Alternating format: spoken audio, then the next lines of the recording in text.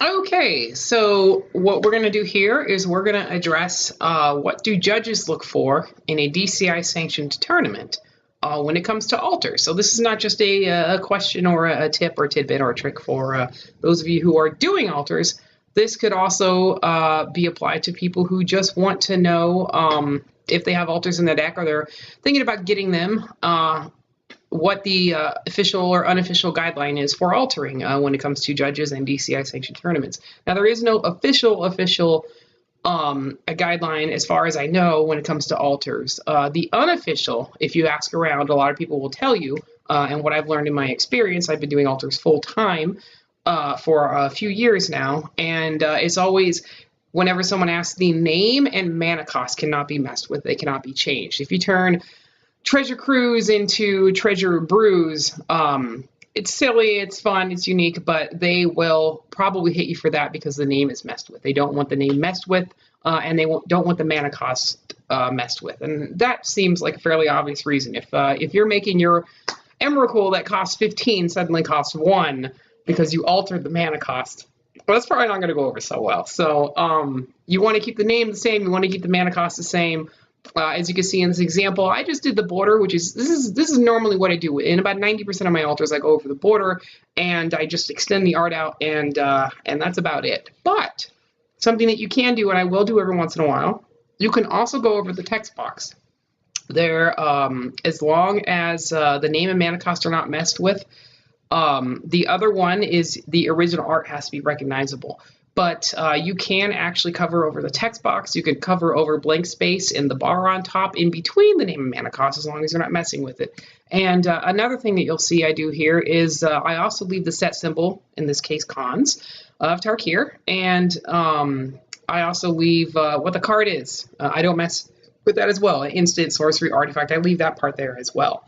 But in this example, we wanted to cover in green as much of the card as I would feel comfortable altering based on the guideline of name, mana cost, can't be messed with, the original art has to be recognizable, and the fourth and final would be that the paint cannot be too thick. And you can find, if you're going into altering, you want to get colors to stick over, especially the lighter over darker colors.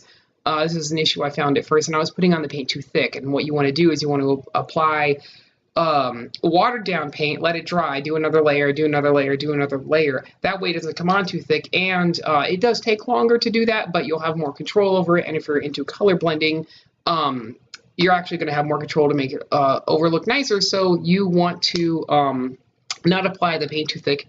In addition to it being a rule in altering that judges will look for because of the texture of the card, yeah, it also will help with the altering process depending on what you're doing specifically. Now, also what I did here is, in addition to keeping the original art recognizable, I colored in the areas around the original art that I felt comfortable if I wanted to change this as much as possible, as much of the surface of the card.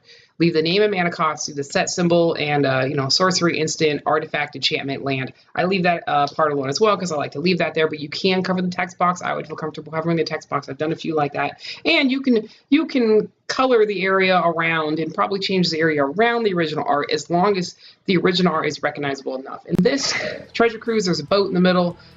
Largely, you want to leave the boat alone. You can probably change it a little bit, do some stuff around it, get close to it, maybe make it enhance it a little bit, but you want the original art to be recognizable. But again, long story short, that's the areas that I would feel comfortable coloring in. Name and mana cost, leave that alone. Original art recognizable, paint not too thick. You follow those guidelines, check with any head judge as well at the end of any tournament.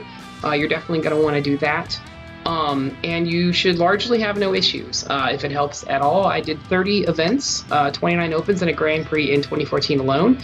And I was playing in those events. I don't play like I used to, but I still go to events. And in doing so, I had 40 alters in my deck. And with the exception of one open and the Grand Prix, I had no issues at all. And then the two issues that I did, the head judge they just, for one reason or another, one of them, they weren't as big on alters and they just said no, period, because it was alters okay. The other one was because the high tides that I have specifically are a unique border, and because they were just odd, they just didn't feel comfortable with that because they probably weren't used to it, and it is kind of an odd alter that I decided to do.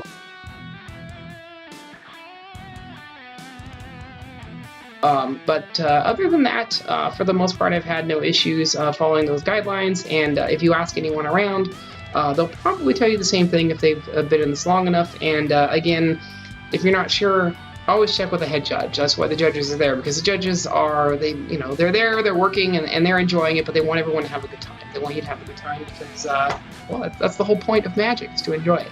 So, long story short, well, I guess that's it. I already summarized. So now I'm just repeating myself.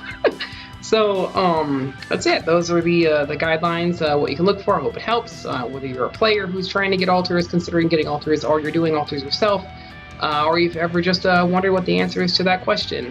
Name and mana cost, paint not too thick, original art recognizable. Always check with the head judge. Thank you very much, and we'll see you at the next one.